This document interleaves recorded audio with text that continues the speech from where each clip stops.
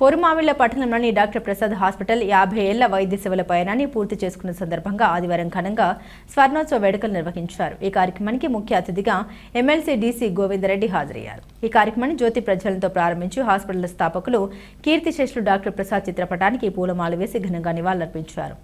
వైద్య సేవలు మనం గుర్తించుకుంటూ వారి కుమారులు డాక్టర్ వెంకటేశ్వర్లు గారు, డాక్టర్ కళ్యాణ చక్రవర్తి గారు, అదేవిధంగా వారి కుమార్తె డాక్టర్ దీప్తి గారు, అదేవిధంగా వారి కుటుంబ సభ్యులు అందరూ కూడా మీకు అందరికీ తెలిసిందే, అందరూ కూడా డాక్టర్సే।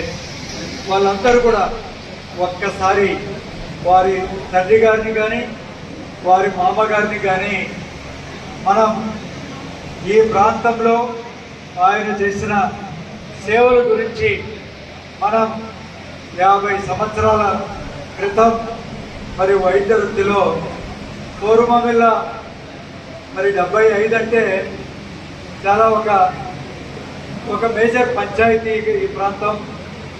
ప్రతి ఒక్కరూ కూడా ఈ పల్లెలంతా కూడా బహుశా ఈ 4 మండలాలు బద్వేల్ ప్రాంతం అయితే బద్వేల్ సైడ్ వెళ్తారు, ఈవెన్ మన ఈ 4 మండలాలు గిద్దలూరు సైడ్లో ఉండే కొన్ని ప్రాంతాలు, ఈవెన్ మన మైదుపూర్ ప్రాంతంలో ఉండే కొన్ని ప్రాంతాలు కూడా ఈ పోరుమామిళ్ళ పట్టణానికి వైద్య సేవలు మరి అందజేయడంలో ప్రప్రదంగా మన పోరుమామిళ్ళ పట్టణానికి మరి డాక్టర్ ప్రసాద్ గారు, నిజానికి వారి నాన్నగారు కూడా ఒక దూరదృష్టితో ఒక వైద్యుడిని తయారు చేయాలి, మరి వారు మనకు చాలామందికి తెలియదు, ప్రసాద్ గారి వాళ్ళ నాన్నగారు చక్రవర్తి గారి తాతగారు,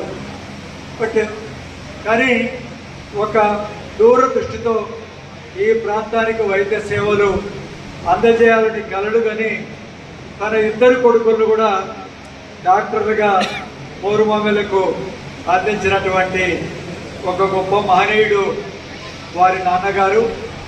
తర్వాత నిజానికి మేమంతా కూడా ఎక్కడో బయట చదువుకునే వాళ్ళం, వేరే పల్లె ఉండేవాళ్ళం। మాకు కూడా పోరుమామిళ్ళతో ఏదో పల్లె నుంచి ఈ ఊరి ద్వారా వెళ్ళిపోయే వాళ్ళం తప్ప ఇక్కడ మాకు ఈ గ్రామంలో ఇల్లు ఉండేది కాదు, మాకు తెలియదు కూడా।